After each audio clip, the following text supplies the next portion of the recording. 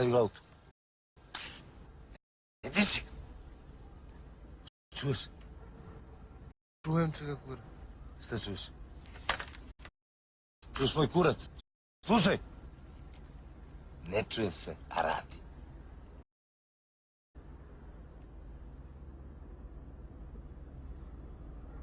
Kura je kupio BMW-a. BMW-a, rođaci. I sve mi se nešto čini da sam prošao bolje od vas.